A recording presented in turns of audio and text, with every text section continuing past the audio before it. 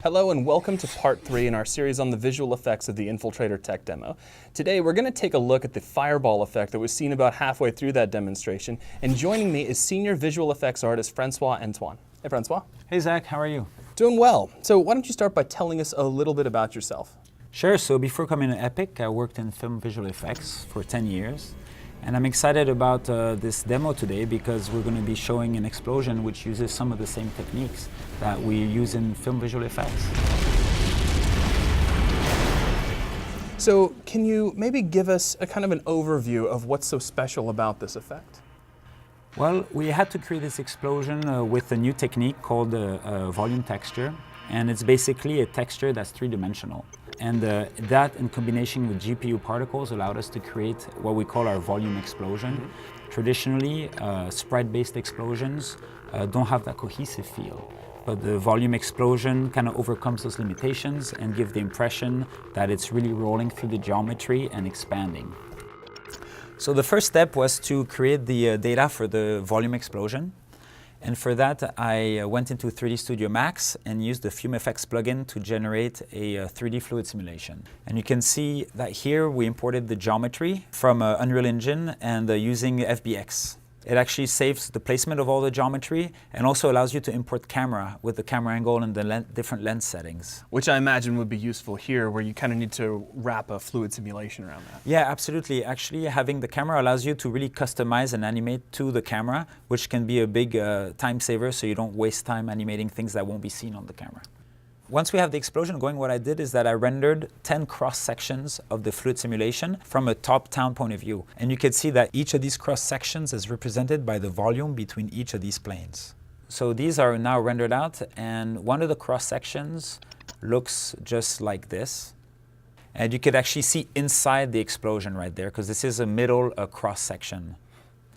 All right, so once I had all these cross-sections rendered out, I brought them together inside After Effects.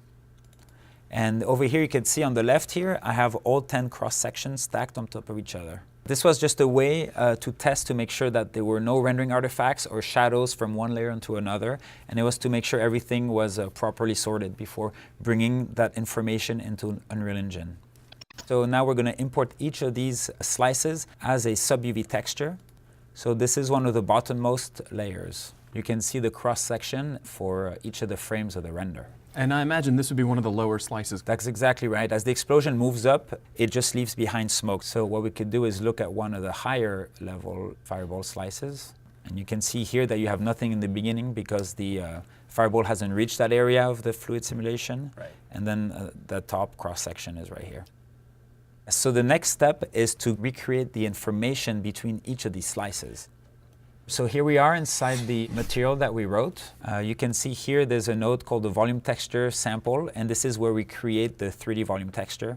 It is also a function, as you can see, it's highlighted in blue. A function is basically a network of nodes that can be reused very easily, kind of like a snippet of code. And this was created by artists. You didn't have to bring in a coder to write this. That's right, yes. And that's where the power of Unreal is that we can actually prototype these kinds of features using artist tools. So you could see right here we have more functions, and each of these functions reference one of the slices that we rendered out earlier and brought into Unreal Engine. You also see there's also extra parameters here that artists can set, which is like the XY size of the volume and the slicing between the space between each slices. So a little bit of further customization if you need it later. Yes, and because these are parameters, then they will be exposed to the material instance, which we'll plug in later for the explosion. Very nice. Okay, so you've got your material at this point. What's the next step? So the next step is to actually be able to display that volume texture. Typically, a way to display the volume texture is to ray trace it, but that is very expensive, so we didn't want to use that approach. So instead, what we're using is a point cloud of particles, and what's going to happen is that each of these particles is going to look up a certain point in space of the volume texture and display those color values. So I noticed the particles aren't moving. We're looking at this in wireframe right now. So I guess each one of these is kind of like a static monitor. That's exactly right, yeah. The motion is not in the particles, it is in the texture that is actually animated. So we basically just need a lot of tiny little billboards that will sample that texture and display it. So they're not moving for that reason. So right here, we have about 500 GPU particles, which is our GPU particle system.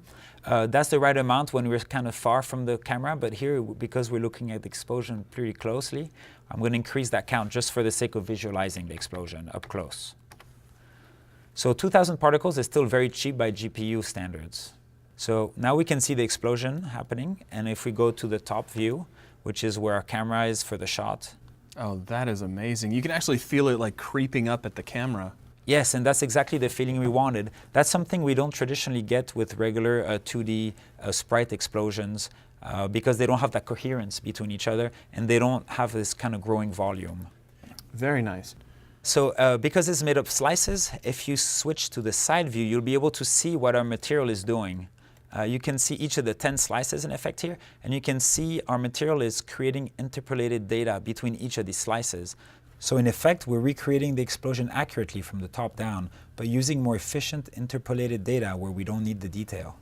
Right, so it's not going to be perfect from all angles, but you still got a wide range of visible areas and a lot of motion and depth in the overall effect. Exactly. If we needed to see this explosion from the side, we probably would have increased the quality, the number of slices, or used a different technique altogether.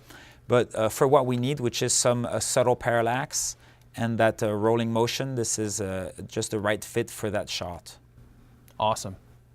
So you can see here on the output of our volume texture node, we're plugging into the black body node. What's special about the black body node is that it takes in a temperature in Kelvin and returns a color. And in effect, this allows us to color explosion in a more realistic way. No more, I guess, having to fight and figure out what the best color for fire is. Yes, that's right. Awesome. Okay, so the next step is to get it into the cinematic so we could see it. So I created a number of tracks in the cinematic tool, which is Matinee. You can see I'm triggering the explosion using the toggle track for the explosion.